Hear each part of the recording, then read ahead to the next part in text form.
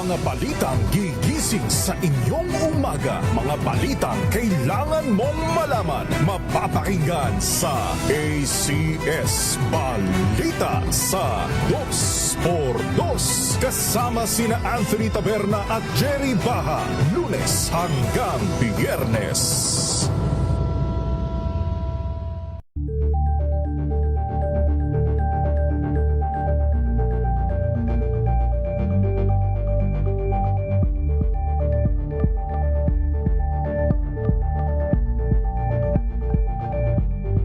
We've got you covered. From the hottest hits, exclusive interviews, kilig to the bones fan meet experience, and hataw performances of your favorite stars. Saturdays, 12 noon, dito lang sa DZRH TV.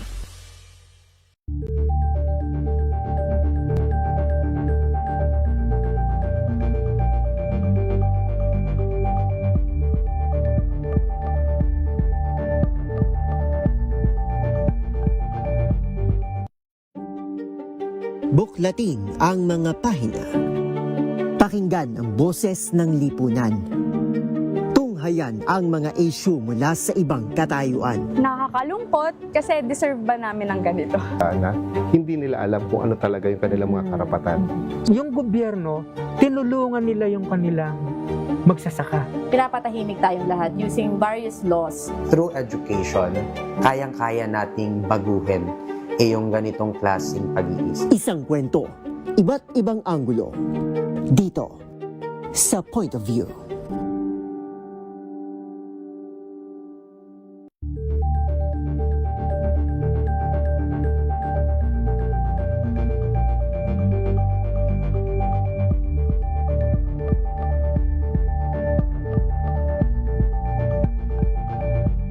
Curious ka ba sa maraming bagay? Kami na ang bahala dyan. Aalamin, tutuklasin at bibigyang linaw namin ang mga katanungang bumabagabag sa inyong isipan. Sa programa kung saan ang bawat sagot ay galing lamang sa mga eksperto. Ang Expert's Opinion, tuwing linggo 3:00 ng hapon, dito lang sa DZRH TV.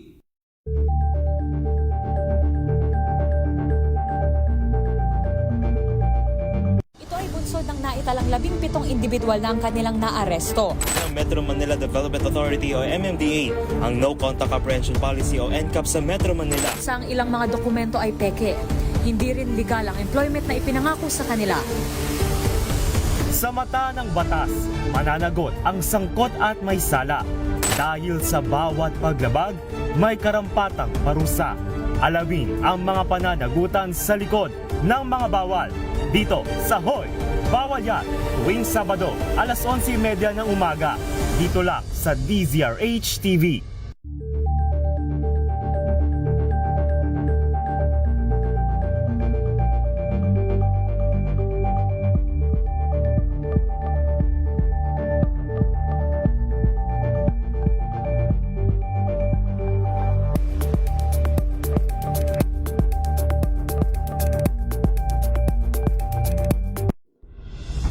Tuloy-tuloy ang pagtulong, tuloy-tuloy ang pagseserbisyo at tuloy-tuloy ang balitaan kasama si May Binauhan sa Operation Tulong mula Lunes hanggang Biyernes.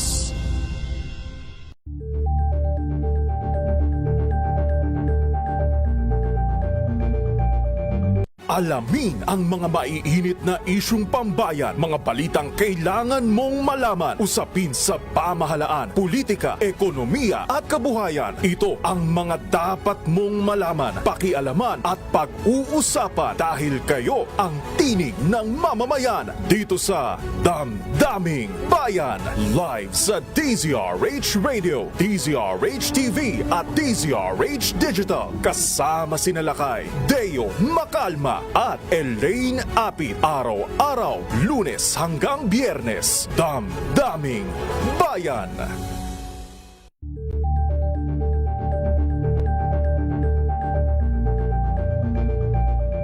Tambalang Anthony Taberna at Jerry Baha ang gigising sa inyong umaga dahil lalatay ang humahagupit na diskusyon at komentaryo Lunes hanggang Biyernes sa 2x2.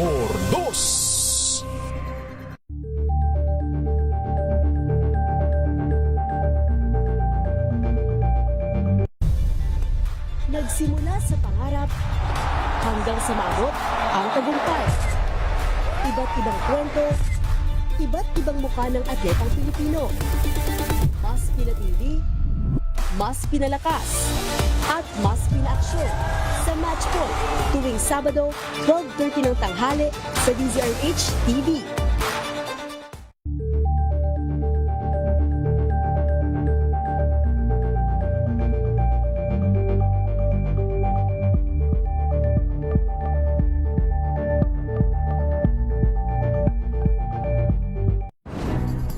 Good vibes ang hanap mo? Dito ka na sa sigurado! Mula sa mga istoryang nagbibigay ng inspirasyon hanggang sa mga kwentong may dalang solusyon. Mga balitang pampagaan, pakiramdam at pampaganda ng araw. Hindi lang basta good news, kundi the better news. Mula Lunes hanggang Biyernes, 1:00 ng tanghali sa DZRH TV. Number 1 na naman ang inyong DZRH sa latest survey ng Kantar Media na inilabas nitong January 2026. Hindi lang sa Metro Manila, kundi pati rin sa Mega Manila.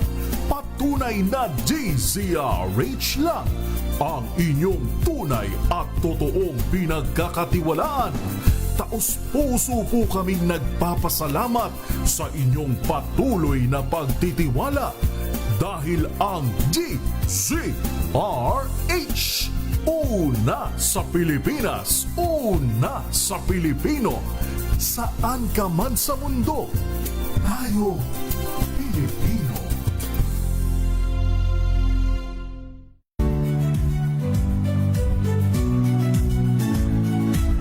Magandang araw mga kaibigan. Ito po ang inyong balerina ng bayan, si Lisa Makuha Elizalde, na nag-aanyaya sa inyong samahan kami at ang aming mga espesyal na panauhin para sa kalahating oras ng masayang kwentuhan sa aming programang Art to Art, kung saan ang usapang sining at kultura ay para sa lahat. Huwag kaliligtaan, tuwing linggo, 3:30 ng hapon, dito lamang sa DZRH Radio, DZRH TV, at via online streaming.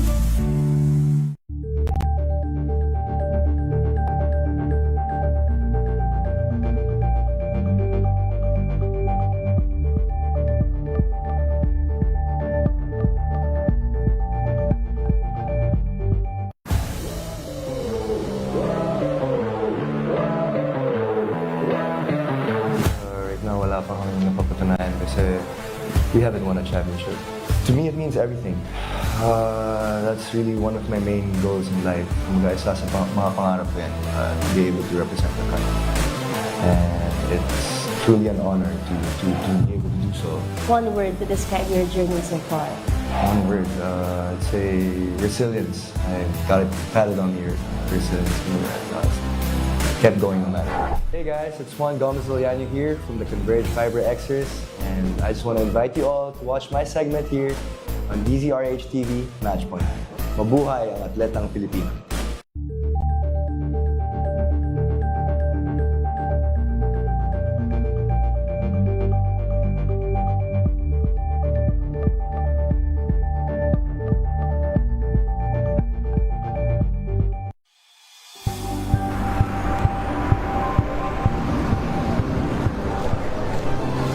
ating mga eksperto. Dito lang sa Expert Opinion. Ito ang The Better News. TNVS. Trending and Isang kwento, iba't ibang anggulo. Dito sa Point. Bawat pananagutan ating tatalakayin dito sa Hoy. Bawal yan. Filipino, dito lang sa DZRH TV, matchable entertainment and lifestyle. Ito ang MBC TV Network News. Una sa Pilipinas, una sa Pilipino.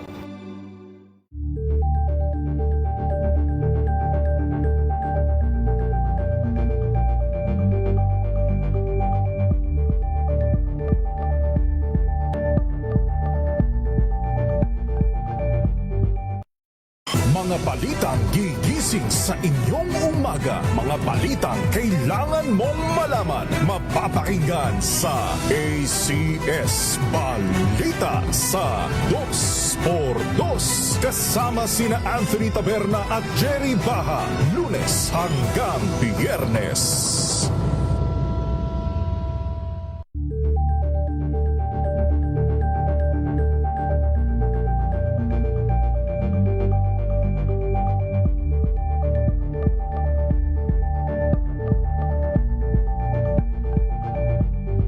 We've got you covered.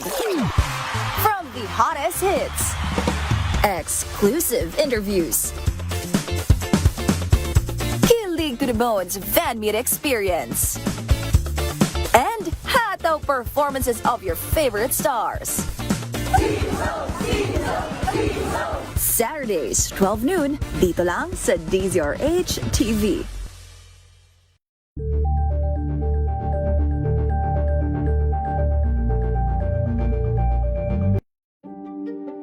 Buklatin ang mga pahina.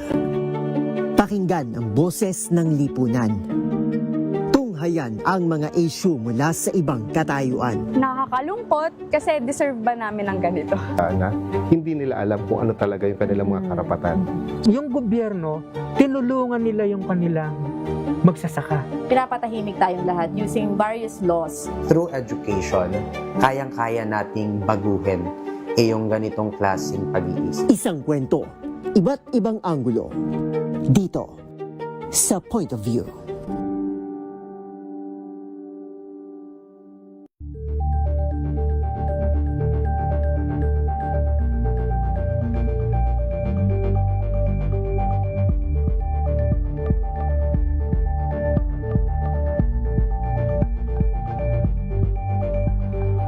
Tinesting, sinuri, siniyasan.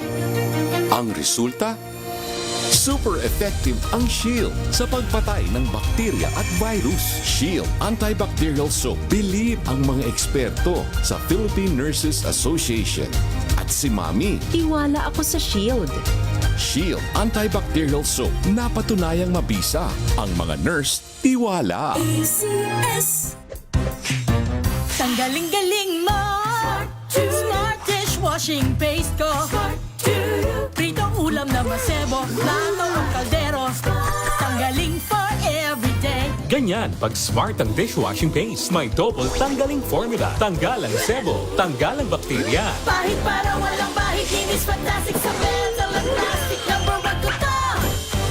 Tanggaling-galing mo. Smart dishwashing paste. ACS. Let us unbox MX3 capsule. Each box has 60 vegetable capsules that tested and proven to help reduce pain discomfort. 2 capsules daily with healthy diet and exercise. MX3. Tunay, natural, at original. Mahalagang paalala, ang MX3 capsule ay hindi gamot at hindi dapat gamiting panggamot sa anumang uri ng sakit. Amoy forever. Amoy MQ. Amoy New Calab Berry Blooms. Amoy kala, amoy good vibes. Sa lahat ng bagay, simula pa lang, siguraduhin max protection na. Kasi pag kulang ang proteksyon, baka madaling masira. Sa ngipin, dapat may max protection din. Max sa alaga ng unique toothpaste. With Max Protect formula. Help stop cavities before they start, while keeping breath fresh. Try unique maximum fluoride protection. Para max alaga, max protektado. ACS. Amoy forever. Amoy MQ. Amoy New Calab Berry Blooms. Amoy kala, amoy good vibes. May nagbago. May arte. May budget. Akala nyo lang yon. So solid. White rose papaya, wow, white rose. White rose papaya, wow, white rose. White rose papaya. May glow up with white rose papaya. White rose papaya. May puti power times 2 kasi may papaya at niacinamide. May shea butter and tea tree oil pa. Kutis sulit ang glow up. White Rose Papaya. Kutis sulit ang glow up. Wow, ang saya. Isang barangay na labada, puro mancha pa. Goodbye, pahinga. Mommy, isang laba lang yan sa Pride Bar Blue. May powerful stain-away enzymes na malupit sa dumit mancha. At di masakit sa kamay. Isang laba lang yan. Hello, pahinga. Hello, Pride Bar Blue. ACS. Sa puso ng kalikasan, natatangi ang prutas ng mangosteen. Ito ay nagtataglay ng antioxidant compounds na alpha, beta at gamma mangosteen. Ang MX3 capsule ay isang food supplement na gawa sa natural na mangosteen. Ito ay tested and proven to help avoid knee joint pain discomfort para iwas-iwas sa sakit with long-term supplementation 2 capsules daily. MX3 capsule. Tunay, natural at original. Mahalagang paalala, ang MX3 capsule ay hindi gamot at hindi dapat gamiting panggamot sa anumang uri ng sakit. Gip ng pinakamalawak na newscast sa buong Pilipinas. Rapido Hataw Balita. Rapido Hataw Balita. Kasama sina Ray Sibayan at Romel Fuertes. Rapido Hataw Balita. Mga malalaking balita, hahataw na!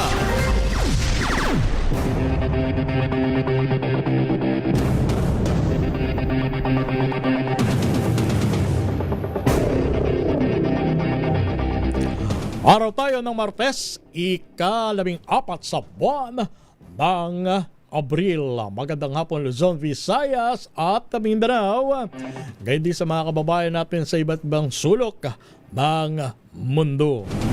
Sa ngalan nila kay Ray Sibayan, ito ang inyong lingkod, si Romel Fuertes.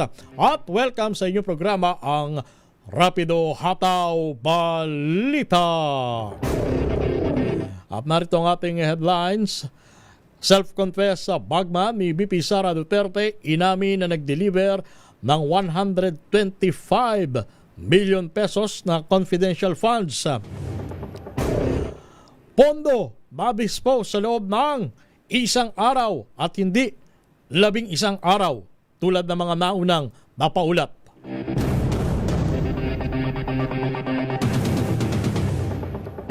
Tinatawag na grooming talamak sa online games gaya ng Roblox upang gumawa ng karahasan. Samantala naman, pondo daw po ng gobyerno, maubos na kung tatagal pa ang tensyon sa Middle East. Ayon po yan sa isang senador.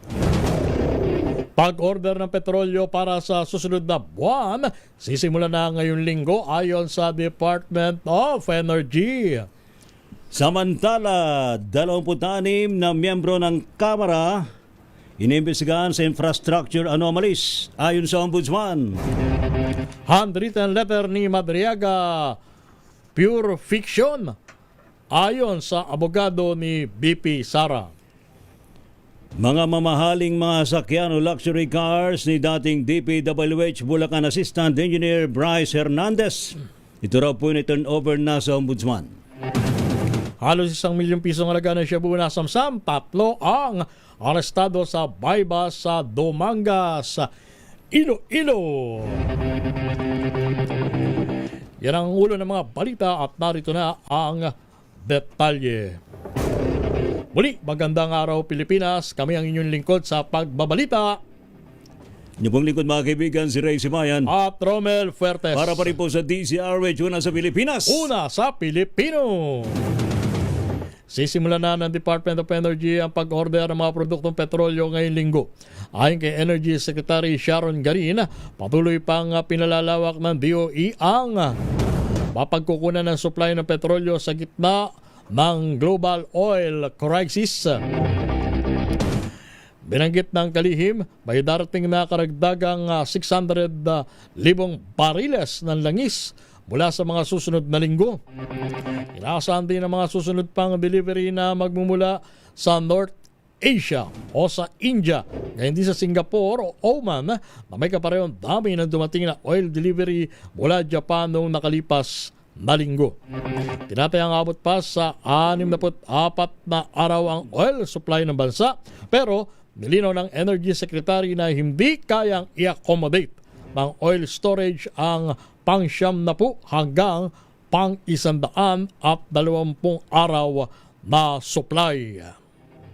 Samantala, inimbestiga naman ng Office of the Ombudsman ang hindi bababa sa 26 ng miyembro ng Kamara kaugnay po ng umunoy infrastructure anomalies.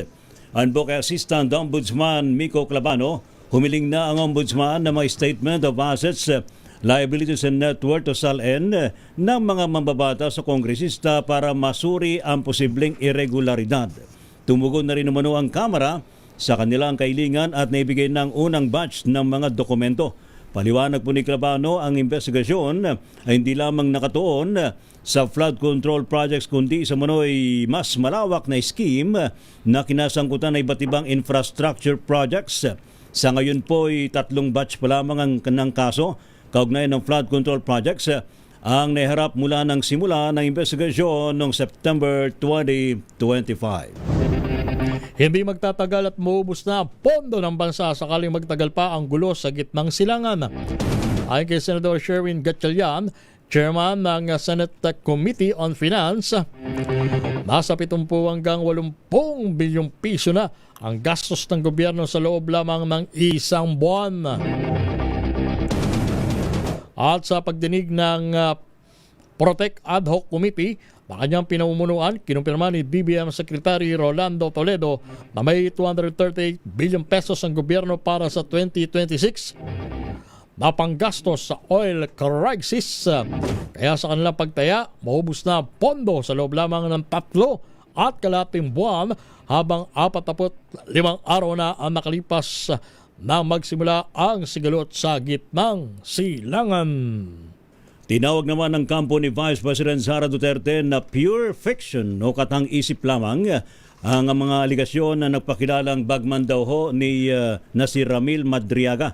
Ayon po kay Attorney Salvador Paulo Panelo Jr., hindi ka pa ni paniwalang umano'y lihim na term sharing agreement, planong pagpapatalsik at assassination plot laban kay Pangulong BBM.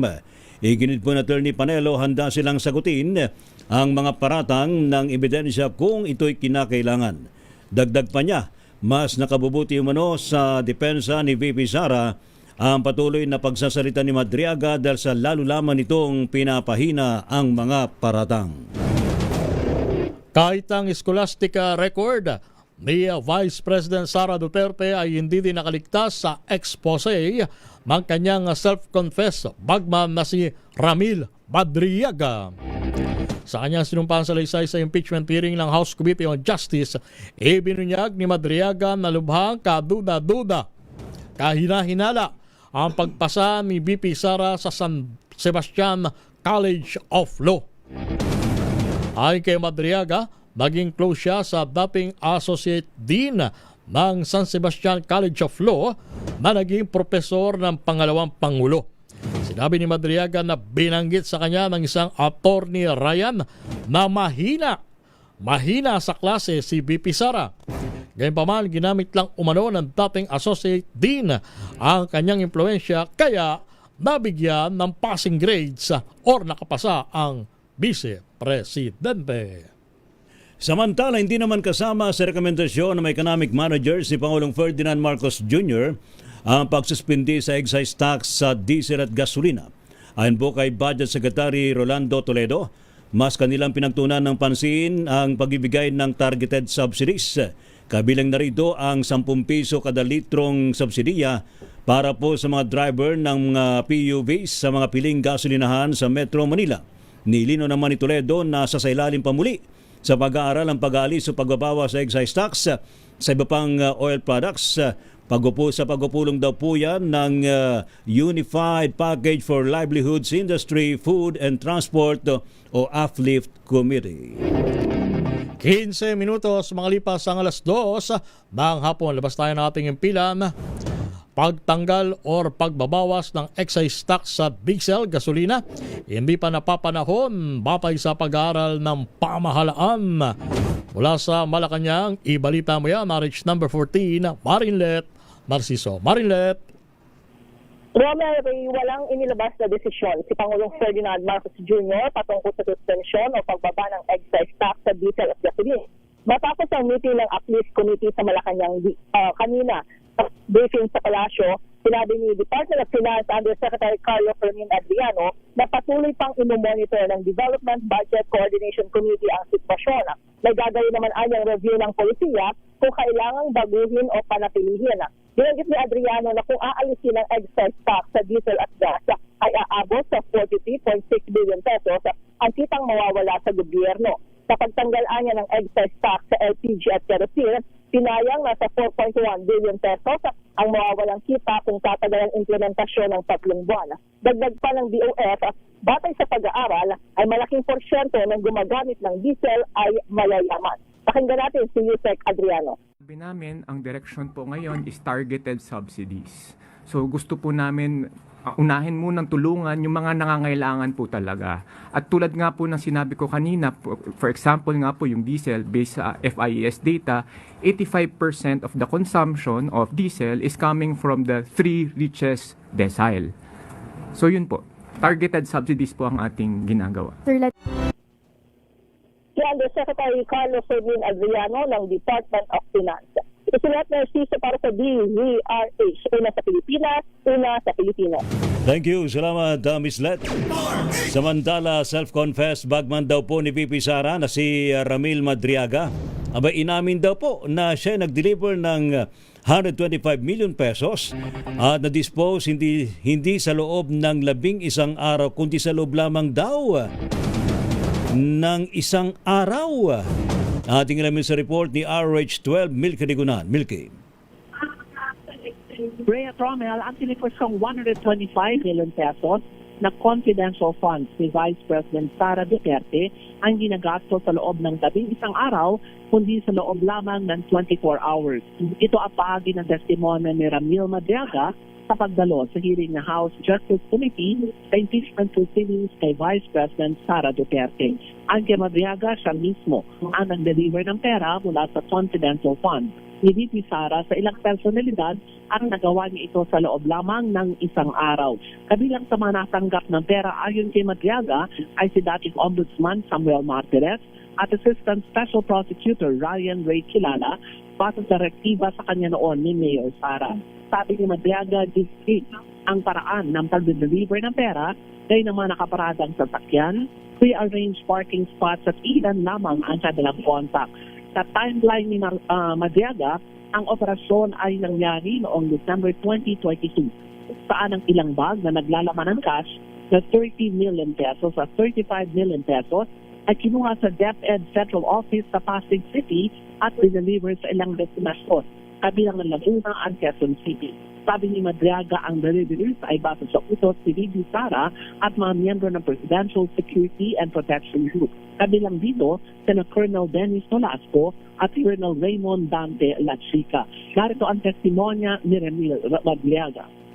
Number 74. A few years later, I read from several media reports that the 125 million pesos OBP confidential funds in 2022 were reportedly utilized in just 11 days. This is wrong because I personally disposed the money in less than 24 hours. Sara's attempt to visit me at Annex 2, BGMP Camp Bagundiwa. Number 75. Sometime in October 2025, after I got arrested for alleged kidnapping, I was called by Jail Warden Jose Marie Sabiniano in his office. As I made my way to the office of Jail Warden Sabiniano, I was surprised to see Sara through the metal railings of the passageway. She smiled and waved at me. Number 76. When I entered the office of the Jail Warden Sabiniano, he asked me if I know Attorney Joyce. I replied, Joyce dapat, and Jail Warden Sabiniano handed me a phone. When I said hello, I recognized the voice of Sara, and she asked me about my well-being and conditions inside the detention facility. She was also apologetic for for failing to do something or assist in my ongoing criminal case. Pumayag naman si Madriaga na pumirma na ng bank waiver para pabuksan ang kanyang bank account. Ito ang rekomendasyon ni Bingo Saro Party List Representative Terry Ridon, miyembro ng Justice Committee, matapos sabihin ni Madriaga sa kanyang testimonya na pinagagamit ito ang kanyang bank accounts para doon deposit ni dating Pangulong Rodrigo Duterte at Vice President Sara Duterte. Ang mga pondo ay bibigay naman sa ilang individual. Ako si New Craig Gunaan naglulat para sa DZRH, una sa Pilipinas, una sa Pilipinas. Tinatawag na grooming palamak sa mga online games gaya ng Roblox upang gumawa ng karahasan. Ibalita mo yan, RH number 28, paring Raymond Dadpaas. Paring Raymond. Paring Romel, pinag-iingat ang mga magulang sa kanilang mga anak na napakahabang oras na inuubos sa mga online games sa internet gaya ng Roblox. Ito matapos mabulgar sa hearing ng Senate Committee on Women and Children na marami sa mga minor de edad ang nagiging biktima ng tinatawag na grooming. Sa pagdinig na pinangunahan ni Senador Risa Ontiveros, inilahad ni Police Colonel Romeo Desiderio na siyang Deputy Director ng PNP Anti-Cybercrime Group. Pangunahing biktima ng grooming ay ang mga bata na nakababad lagi sa internet 5 oras pataas. Karamihan sa kanila ay pinababayaan lang ng mga magulang at naghahanap ng mga kaibigan sa internet. Matapos kaibiganin ng mga groomer na karamihan ay nasa abroad ay himukin ng mga bata na gumawa ng karahasan kasama ng pananakit sa sarili at pagsagawa ng extortion. Kapag nag-groom na ang bata, dito na sila himukin na gumawa ng mga marakas na krimen gaya ng mass shooting, rape, kidnapping at murder. Una nito ay may 7 batang na-rescue ang PNP sa Laguna, nagbabalak magsagawa ng mass shooting, ganoon din ang 12 mula sa Marikina, Las Piñas at Negros Occidental. Narito si Colonel Romeo Desiderio ng PNP Anti-Cybercrime Group. They groom victims to commit violence and make ruthless some extortion. So paano nangyayari extortion? Kaya nga yung chat message with Roblox, lumilipat sila ng other social media platform like Telegram, Messenger. So doon ako on Discord. Then andun din yung to influence them on the violence. Then some we call this radicalization and recruitment. So may kami tinatawag din na ini-influence din itong mga nag-groom ma'am ng self-mutilation, then self-harm, we call swatting. Ito yung deliberate and malicious false reporting of emergency situation like bomb threats, murders, active shooters. So pag nag-groom na siya, then some they also promote rape and kidnapping or murder. So dahil dito may panawagan na i-take down ang Roblox sa Pilipinas, lalo na wala silang kinatawan o opisina dito, kaya't hindi sila saklaw ng ating mga batas. Nangako naman si Roblox Vice President Nikki Polaco na dumalo online na ginagawa ng kumpanya ang lahat para maigpitan ng pag-access ng mga bata pati ng content ng kanilang platform. Sa panig ng Philippine Psychiatric Association, mahalagang bantayan ang mga kabataan na nakababad sa internet dahil marami sa kanila ang may suicidal tendencies. Ito si RH 28, Raymond Dadpaas para sa DZRH, una sa Pilipinas, una sa Pilipinas. Thank you. Salamat kay Raymond. Samantala, 40th ASEAN Summit. Ito raw po itututukan ng mga issue sa energy security, food security, at kaligtasan ng ASEAN national sa Middle East. Report mula kay RH4, Ms. Karen Oyong. Ms. Karen. Yes, kasamang Ray, kasamang Romel, tututukan ng 48th ASEAN Summit sa susunod na buwan ang mga mahahalagang issue tulad ng energy security, food security at kaligtasan ng mga ASEAN nationals na naiipit ngayon sa gulo sa gitnang silangan. Itong binanggit ni Department of Foreign Affairs o DFA Secretary Maria Teresa Lazaro sa isang virtual press briefing matapos ang sinagawang ASEAN Foreign Ministers special meeting kung saan pinag-usapan ang sitwasyon sa Middle East. Ay kay Lazaro, ang pagdaraos ng ASEAN Summit and related meeting sa Cebu sa susunod na buwan ay magiging simple, austere, matipid at bare bones na unang binanggit ni Pangulong Ferdinand Marcos Jr. dahil na rin sa krisis na dala ng gyera sa pagitan ng US at Israel laban sa Iran. Sa opisyal na pahayag ng mga ASEAN foreign ministers, malugod nilang tinanggap ang ceasefire sa pagitan ng Estados Unidos at Iran kasabay ng pag-iit sa kahalagahan ng maritime safety at security at pagsulong sa freedom of navigation and overflight sa mga straits na dinadaaran na para sa international navigation. Sa kabila nito, inuudyokan ng ASEAN ang lahat ng panig na ituloy ang negosasyon na makapagbibigay ng permanenteng pagwakas sa girian sa Middle East at ang pagsulong sa pangmatagalang kapayapaan sa nabanggit na rehiyon. Aminado rin ng ASEAN na mahalaga na palakasin pa ang kooperasyon sa pagitan ng mga ASEAN member states upang epektibong makaresponde sa mga hamon na nararanasan ng rehiyon dahil ng sitwasyon sa gitnang silangan. Natapos ang high-level peace talk sa pagitan ng Amerika at Iran sa Islamabad kamakailan na walang malinaw na resulta upang maresolba ang girian sa pagitan ng Amerika at Iran kasabay ng pansamantalang tigil putukan. Epektibo naman ang pagharang o blockade ng US military sa mga pantalan at coastal areas ng Iran ngayong araw ayon sa mga ulat. Banggit ng US military papayagan umanang dumaan sa Strait of Hormuz ang mga vessels kung sila ay naglalakbay galing at papunta sa mga non-Iranian ports. Dahil dito muli na namang sumipa ang presyo ng krudo lampas $100 kada bariles at bumaba ang halaga ng stocks dahil sa pagkabalam ng mga daloy ng trapiko sa Strait of Hormuz. Ako si RH4 Karen Oyong nag-uulat para sa DZRH. Una sa Pilipinas, una sa Pilipino. Dalawang luxury cars may dating DPWH Engineer Bryce Hernandez i-turn over ng ICC sa Ombudsman. RH number 15, Giselle. Report, Giselle. Lakay Ray, Lakay Romel, itinurn over na sa Ombudsman ng Independent Commission for Infrastructure ang isinuko mga luxury car ni dating DPWH Bulacan Engineer Bryce Hernandez. Kabilang yung 12 milyong piso na GMC Yukon Denali at yung Lamborghini na nagkakahalaga naman ng 30 milyon hanggang 40 milyon.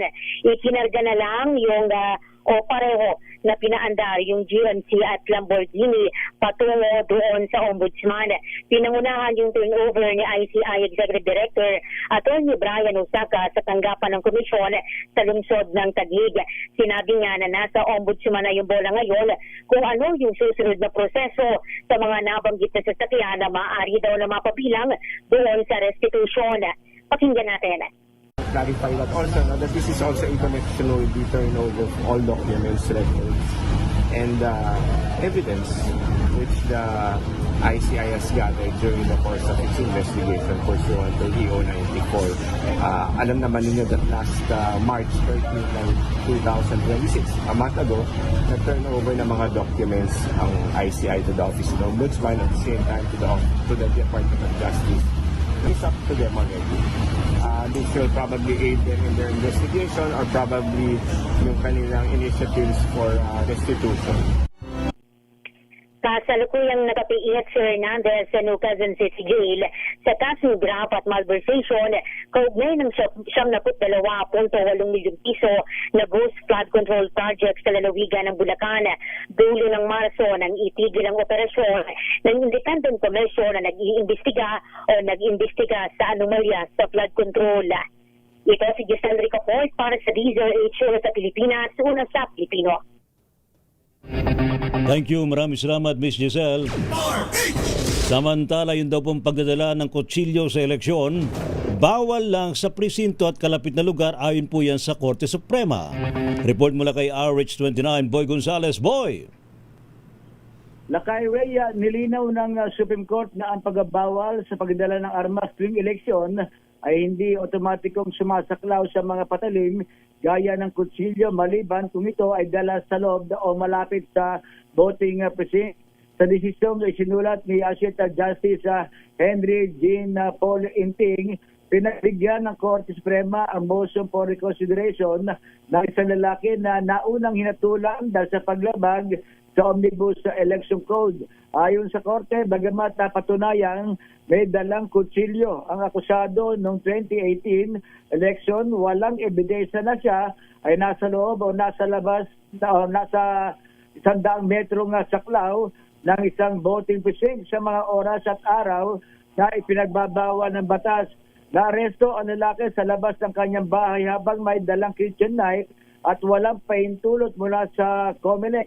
Siya ay una nang hinatulan ng Regional Trial Court at Court of Appeals at inaprubahan pa ito ng Supreme Court sa naunang ruling. Gayunman sa muling pagbusisi ng kataas-taasang hukuman na bigong mapatunayan ng prosekusyon ang lahat ng elemento ng krimen sa ilalim ng Section 261 ng batas. Ipinaliwanag ng Supreme Court na magkaiba ang saklaw ng pagbabawal, ang firearms ay bawal dalhin sa pampublikong lugar sa buong election period. Ngunit ang mga patalim ay pinagbabawal lamang kung dala sa loob o malapit sa voting booth at sa itinakdang oras ng election activities. Dahil dito, pinawalang sana ang akusado. Ito si May Gonzales para sa Disares, una sa Pilipinas, una sa Pilipino. Isang sundalo hinold up ng riding in tandem. Mapangayan ng wallet, ang kanyang service firearm, at iba pa. Lakas naman ang loob ng riding in tandem. Pati baril kinuha. Mabuti hindi sila naunahan itong sundalo. Nangyari yan sa Kawit, Cavite at ang detalye, balita mo yan, knowledge number 27, Mr. Noche. Kakas, Mr. Noche. Romel Lakay Rey, hinold up ng riding in tandem ang isang sundalo sa Toklong San Sebastian Road, Barangay Toklong sa bayan ng Kawit, Dalawigan ng Cavite. Inilala ang biktimang si alias Mohamedan, isang Air Force personnel. Ayon sa salaysay ni Mohamedan sa pulisya, habang binabaybay niya ang Toklong San Sebastian Road papuntang Advincula Road, bigla umano siyang pinara ng dalawang lalaki na nakahinto at humingi ng tulong sa kanya. Inakala umano niya na naubusan lang ng gasolina ang motorsiklo, kaya siya huminto sa lugar. Ngunit nang itutulak na niya ang motorsiklo, dito na umano siya tinutukan ng baril at nagdeklara ng hold up. Tinangay ang kanyang sling bag na naglalaman ng kanyang issued service firearm na caliber 45, extra 2 magazines, AFP-ID, wallet at cellular phones, maging ang driver's license at land bank ATM card. Ayon pa sa biktima, bago siya ma-hold up, papasok sana siya sa trabaho sa Villamor Air Base sa lungsod ng Pasay. Arit sa 27, nandito ka sa DCRH, una sa Pilipinas, una sa Pilipino. Thank you, salamat, Noche Kakas. Rapido, hataw, balita. Standby mga balita mula po sa mga probinsya Pilipinas, ang oras alas 2:34. Ang oras na yan ay hatid sa inyo.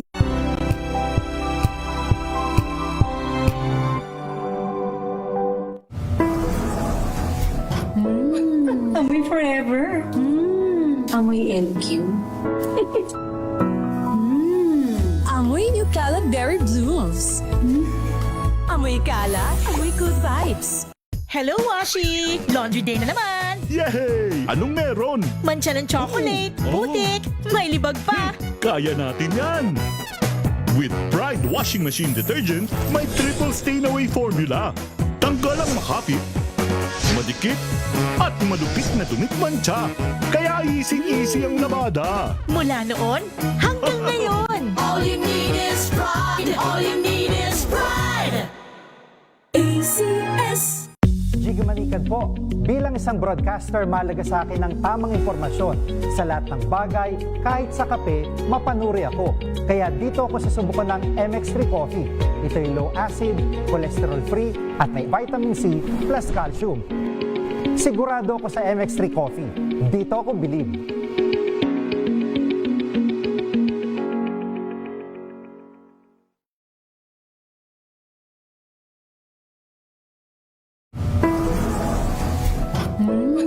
Amoy forever. Amoy LQ. Amoy New Cala Berry Blooms. Amoy Cala, amoy good vibes.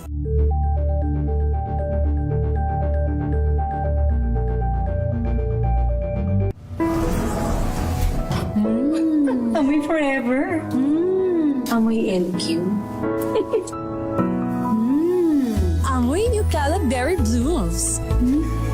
Amoy kalat, amoy good vibes.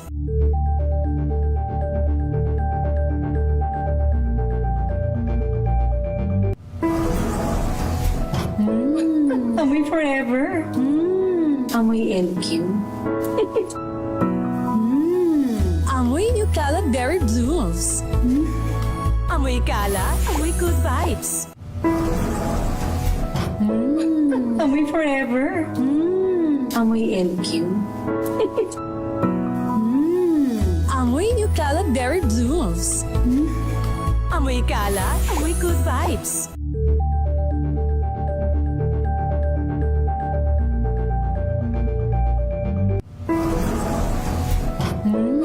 Amoy forever.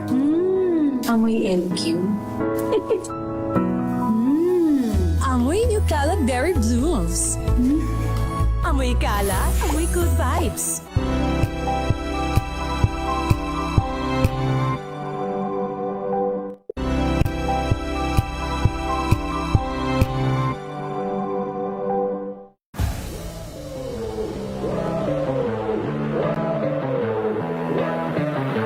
Right now, wala pa kami napapatunayan kasi we haven't won a championship.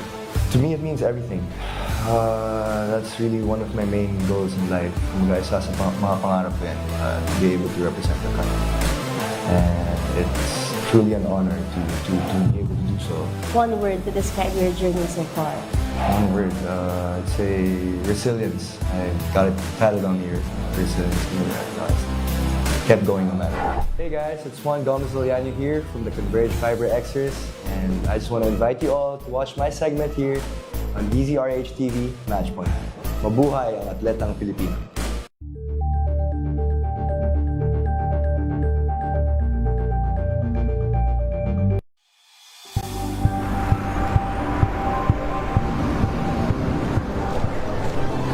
Ating mga eksperto dito lang sa Expert Opinion. Ito ang The Better News. TNVS. Trending and sa kwento, iba't ibang anggulo. Dito sa Point. Bawat pananagutan ating tatalakayin dito sa Hoy. Bawal yan. Pilipino, dito lang sa News happenings and trends, matchable entertainment and lifestyle. Ito ang MBC TV Network News. Una sa Pilipinas, una sa Pilipino.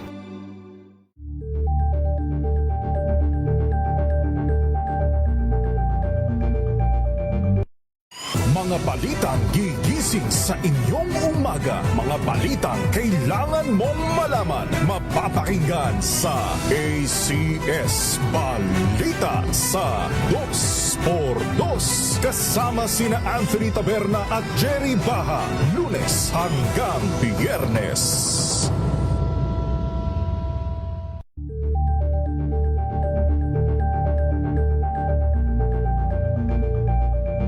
We've got you covered. From the hottest hits, exclusive interviews,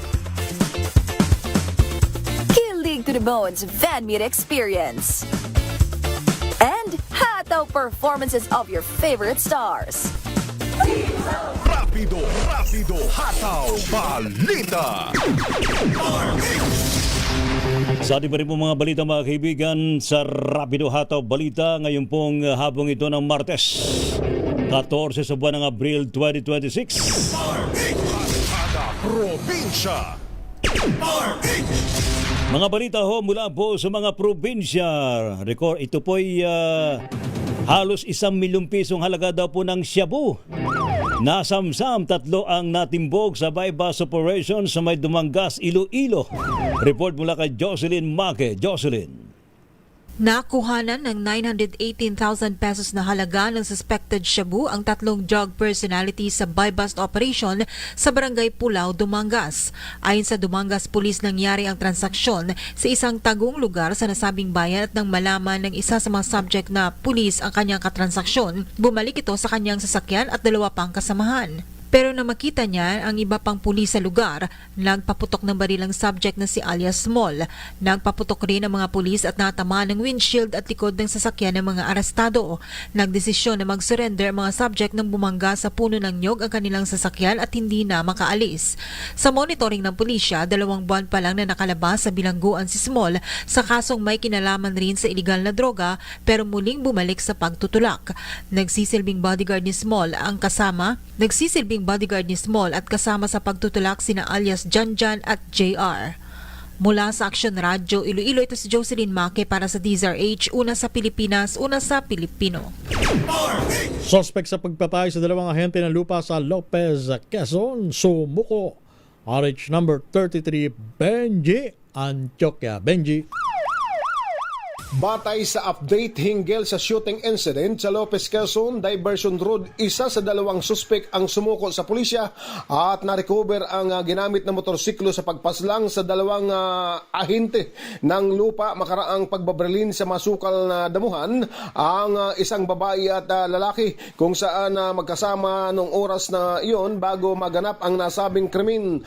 Ayon sa report ng pulisya, ang 2 biktima ay parehong naninirahan sa bayan ng San Andres, Quezon. Sa ngayon, mabilis na aksyon naman ang mga otoridad na matagumpay na na-recover ang motorsiklong ginamit sa nasabing insidente kasabay ng pagsuko ng isa sa mga suspek. Samantala, pinaghahanap naman ng pulisya ang kasama pa sa pagpaslang sa 2 biktima sa pamamaril.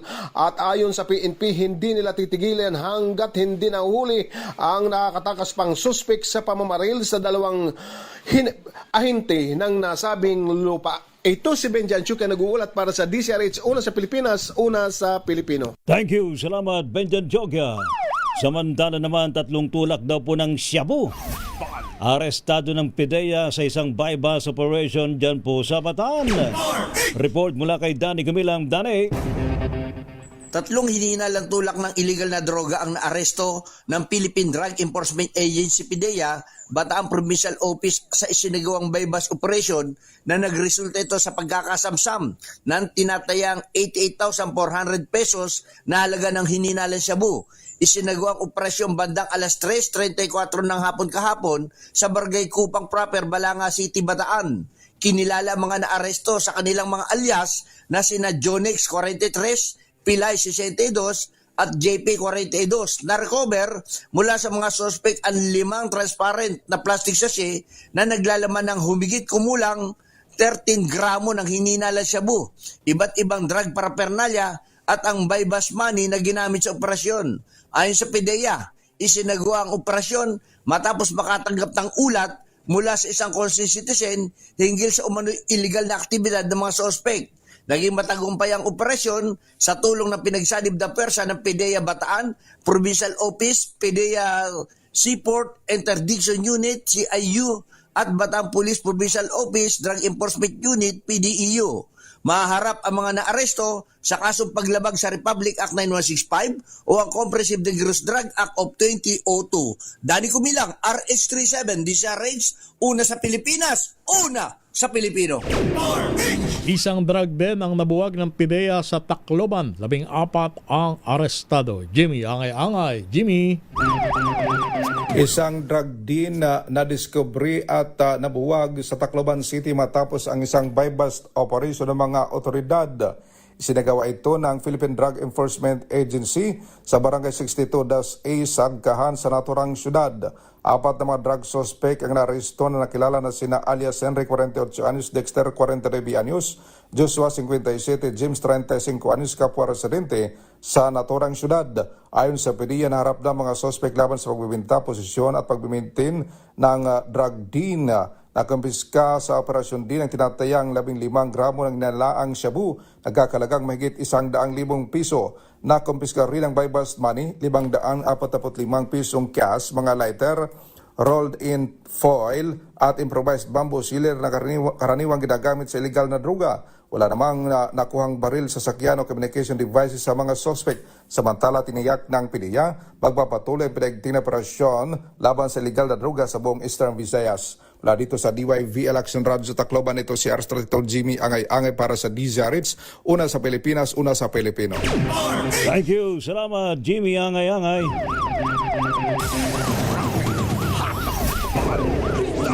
Samantala, patuloy naman ugnayan ng lokal na pamahalaan, militar at komunidad dahil daw po ng abay bumabanda raw po ang mga insidente ng insureksyon sa Samar. Report mula kay RH34, Jane Bantayan. Jane.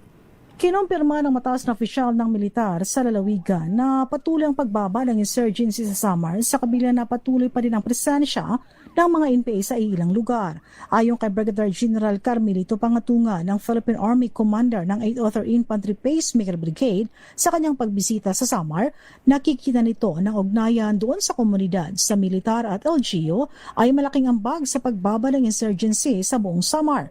Sa pakikipagpulong ng opisyal sa mga barangay at officials ng Samar, hinimok nito na panatilihin ang kapayapaan alinsunod sa kampanya na isinusulong na Upod Kita Nortihanon. Hinikayat ang mga local leaders na maging vigilante at proactive at patuloy na magkaisa.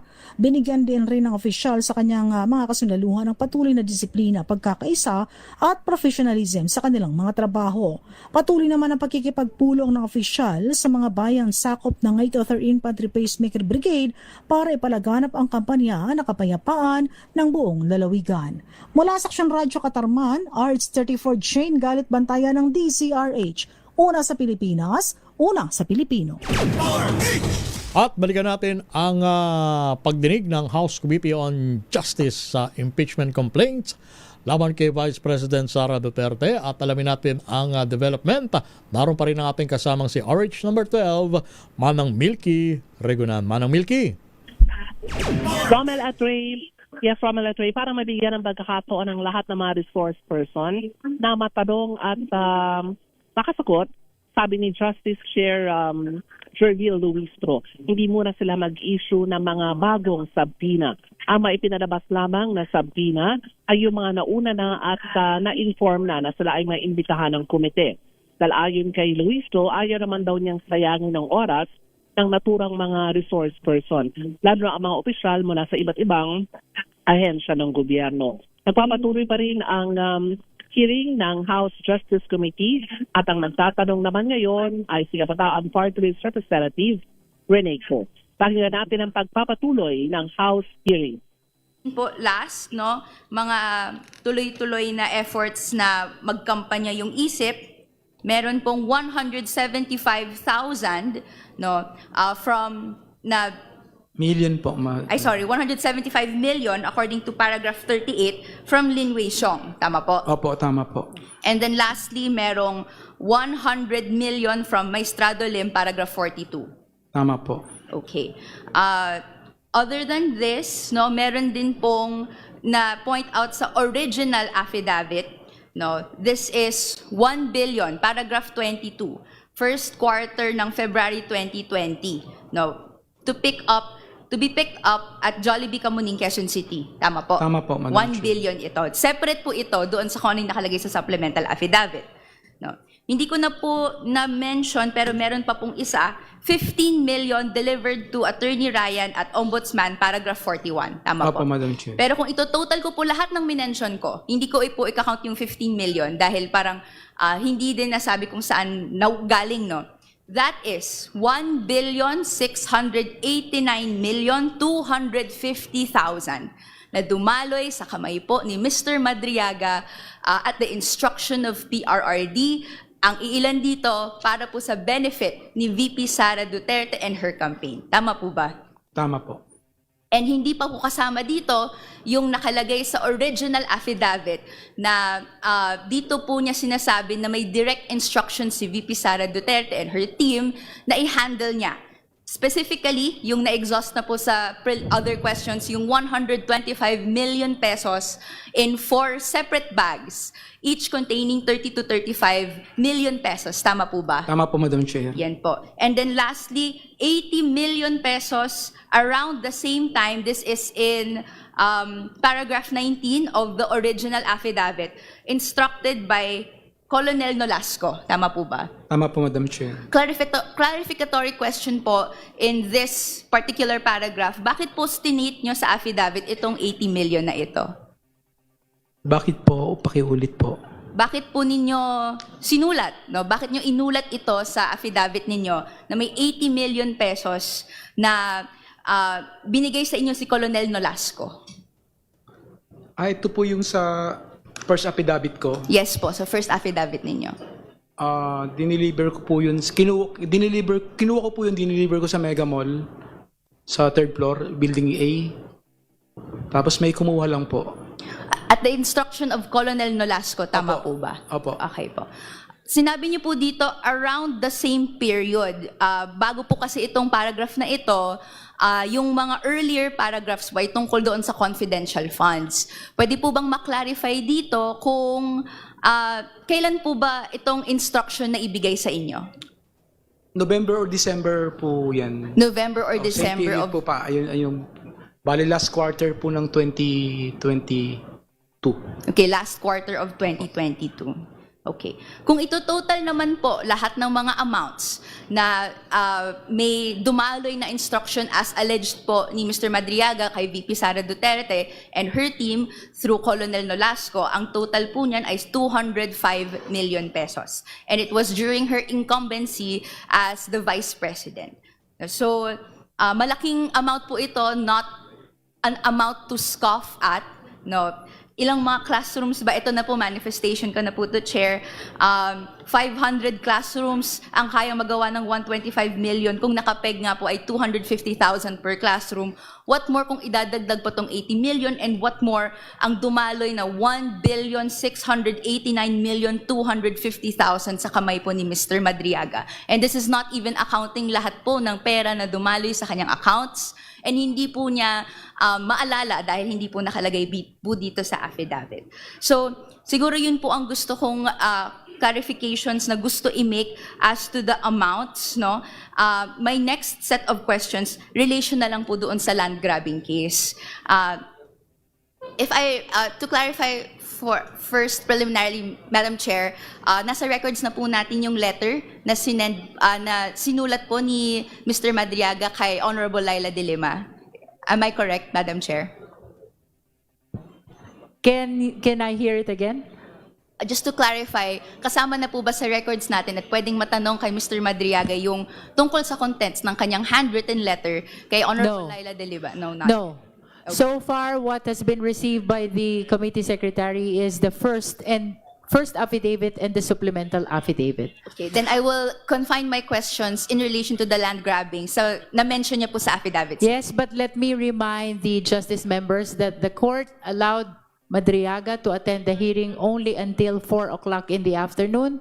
So please confine your clarificatory questions to the most important questions because we still have a long list here of justice members who wishes to avail of this clarificatory hearing. Thank you, Madam Chair. I'll make it very brief.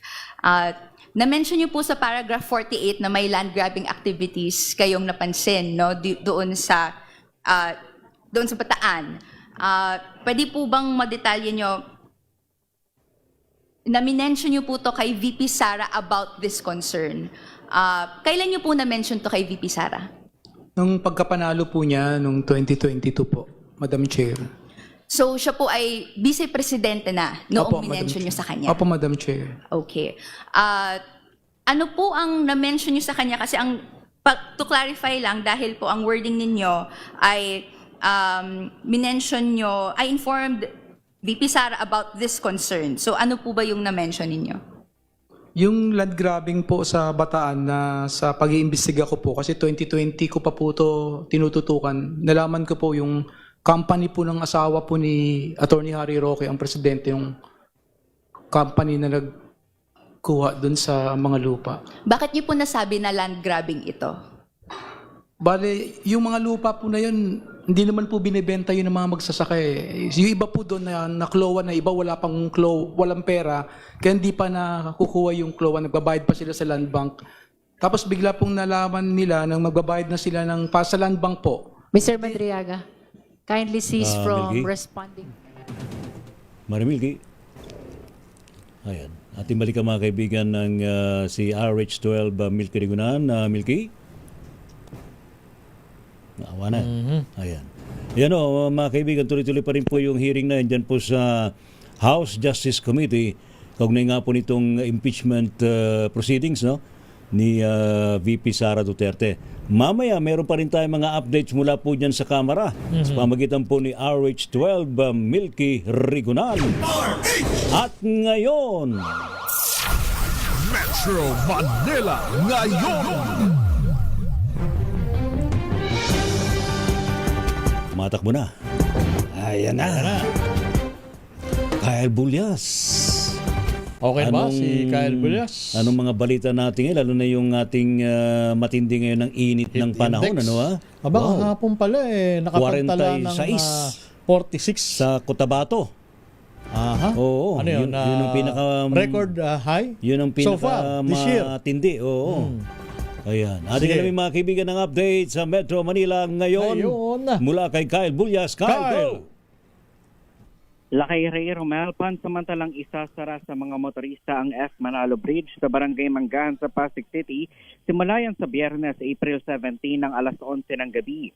Ayon sa abiso, ito ay para bigyang daan ng mga gagawing repair work, kabilang na pagpapalit ng speed humps at pagsasaayos ng mga vertical clearance barrier. Sarado ito sa mga motorista, ngunit maaaring tumawid dito ang mga pedestrian. Sabi ng Pasig LGU, inaasahang matatapos ang pagkukumpuni sa Lunes, April 20 ng alas 5 ng umaga. Pinapayuhan ang mga maapektuhang motorista na dumaan na lamang sa Circulo Verde Bridge, Marcos Highway o sa Ortigas Avenue bilang mga alternatibong ruta. Sa iba pang balita, labing siyam na sasakyan naman ang pinaghahatak ng mga tauhan ng MMDA sa ikinasang clearing operation sa Quezon City at San Juan. Kabilang sa mga kalsadang sinuyod ng MMDA ang Quezon City Circle, East Avenue, Aurora Boulevard, and Domingo at Zamora Street. Sa nasabing operasyon, 41 motorista rin ang natikyatan. Para naman sa ating ulat panahon, tinatayang papalo sa 38 degrees Celsius ang heat index dito sa Metro Manila. Ito ay nasa ilalim pa rin ng extreme caution category kung saan inaasahan na ang posibleng makaranas ng heat exhaustion at heat cramps kapag ikaw ay nagbabad ng matagal sa ilalim ng matinding sikat ng araw. Yan ang latest sa Metro Manila ngayon. Ito si Kyle Bulyas sa Teaser H. Una sa Pilipinas, una sa Pilipino. Thank you, Kyle Bulyas sa iyong Metro Manila ngayon! Rapido, hataw, balita! Abangan po ninyo iba pang mga detalye po nitong special hearing. Coverage natin Diyan tungkol sa Kamara. Ating mo nang alamin. Proceedings. Ito na si Milky Rigunan Lakay. Sige, alamin natin ang iba pang detalye. Live and direct mula sa House Committee on Justice. Ang ro nating kasamang si Manang Milky Rigunan. Manang Milky. Rommel, at way pinamamadali ni Chairman Treville Luiso ng House Committee on Justice ang ilan pang mga mamabatas na magtanong na mahalaga kay Ramil Madriaga dahil meron na lamang itong 1 oras para matanong dito sa komite dahil ayon kay Luistro ay hanggang alas 4 lamang pinapayagan itong si Madriaga na humarap dito sa hearing ng House Committee on Justice at siya muli ay ipababalik sa DJMC facility kung saan siya ay nakadetain. At ayon din kay Chair Luistro, i-defer na o hindi muna sila maglalabas ng iba pang mga subpoena sa iba pang mga personalidad dahil tatapusin pa nila ang mga pagtatanong sa mga resource person na una na lang naanyayahan. Ilan sa mga nagpunta kanina dito, mabanggit ko ulit, ay si Ombudsman Christine Remulla. Pero nabanggit niya na hindi daw siya matatanong ngayong araw na ito at malamang sa susunod na hearing. Kaya umalis na rin siya. Ang patuntunan kasi ng Justice Committee, ayaw nilang magtagal itong mga resource person, lalo na ang mga opisyal ng gobyerno na nakababad lamang sa hearing at hindi naman sila matatanong, sayang lamang daw ang oras. So wala muna, i-defer muna ang paglalabas ng mga subpoena sa iba pang mga gustong anyayahan. Itatapusin muna yung mga na bigyan na ng subpoena para makadalo dito sa hearing ng House Committee on Justice at minamadali rin ang ilang mga mamabatas na magtanong na mahalaga dito kay Ramil Madriaga dahil hanggang alas 4 lamang siya dito sa House Committee on Justice para tanungin ng mga mambabatas kaugnay ng kanyang mga binitawan na mga alegasyon at mga impormasyon laban kay Vice President Sara Duterte kaugnay ng impeachment proceedings laban sa pangalawang Pangulo. So matagal-tagal pa ito, Manang Milky. Oh, matagal pa. May isang oras pa si Ramil Madiaga kasi nakapila yung ilat pang mga mga opisyal ng COA, ng DepEd na tatanungin nila, kaya uunahin muna nila itong si Ramil Madiaga. So far, Manang Milky, hindi pa itinatakda kung kailan ang susunod na proceedings. Meron na, 'di ba, ang susunod ay sa April 20 next week. Next week, okay. Tatapusin na April 22 at 24 yata. Alright. Salamat, Marie Milks. 29. Ayan, April 22 at 29. So, after meron which, Manang Milky, doon sila magde-decide kung iakyat sa Senado ang reklamo, ganun ba? Ang timeline ng Justice Committee, tatapusin nila ang hearing bago o sa Mayo, at kapag ito ay pagbobotohan sa plenaryo na merong sufficient na kumbaga ay sa reklamo, saka lamang ito pagbobotohan sa plenaryo at iaakyat sa Senado na silang magsisilbing Senate Impeachment Court. Alright. Thank you. Salamat. Maraming salamat, Ray at Romel. Yan muna ang mga ganap dito sa Kamara kaugnay ng impeachment proceedings laban kay Vice President Sara Duterte. Ako si Neil Gregunahan, nagulat para sa DCRH. Una sa Pilipinas, una sa Pilipino. Thank you so much, RH12 Milky Rigunan. Rapido, hataw, balita. Salamat do sa matumutok po sa ating balitaan sa Rapido Hataw Balita ngayong pong Martes. Thank you, May Silay Napit. Maraming salamat sa buong person ng DZRH News Team. Ano po mga lingkod, sina Ray Sibayan at Romel Fuertes. Para sa DZRH, una sa Pilipinas. Una sa Pilipino. Pilipinas ang oras, alas 3:02 ng hapon. This time check is brought to you by ACS Manufacturing. Ang galing-galing mo, Smart dishwashing paste ko, pritong ulam na masebo, plato ng kaldero, tanggaling for every